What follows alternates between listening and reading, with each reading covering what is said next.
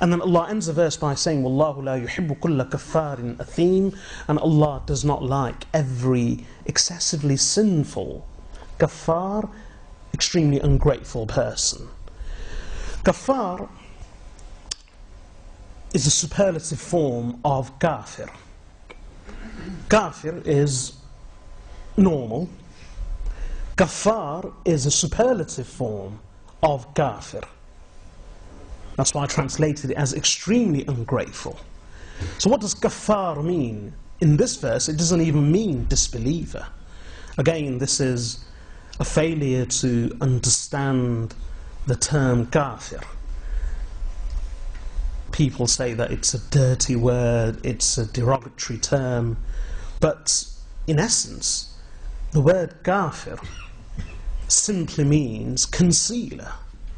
The word in Arabic, the root term is kafara yakfur, which means to hide, to conceal.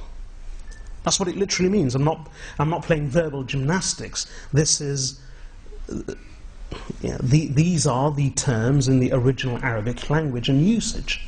Kafara yakfur means to conceal, to hide.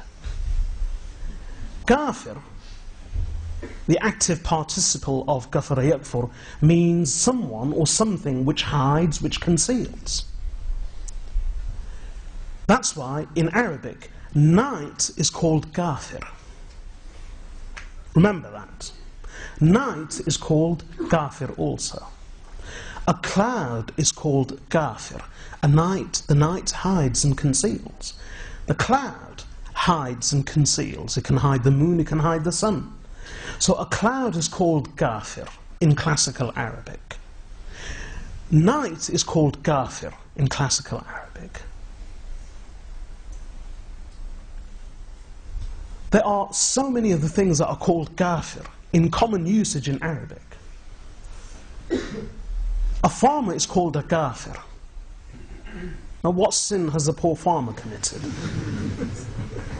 Allah subhanahu wa ta'ala says in the Quran, أعجب الكفار كمثل غيث أعجب الكفار نباته. Allah gives the example of the reality of worldly life. And he says the worldly life is, it's a long verse, we don't have time to go into it, but just to explain this part, is like rain which falls from the heavens.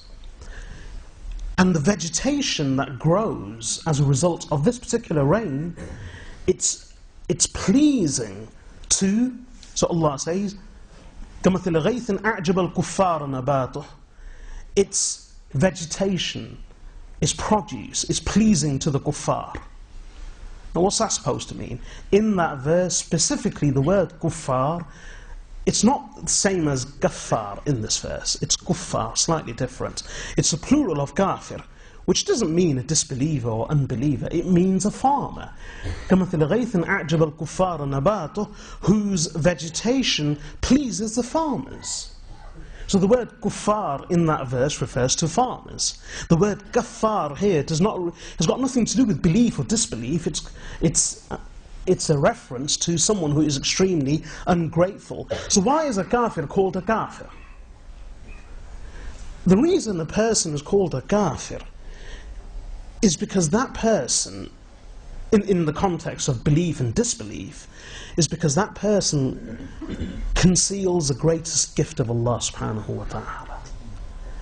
When a person refuses to acknowledge the gift of life, the gift of creation, the gift of destiny, the gift of birth, the gift of servitude, of being a servant of Allah, and a person renounces that servitude to Allah and refuses to accept that I am a bondsman, a bondswoman, a servant, or a maid of Allah subhanahu wa ta'ala, then that refusal to even acknowledge that position of being part of the creation of Allah Azza wa Jal, that is the ultimate act of ingratitude.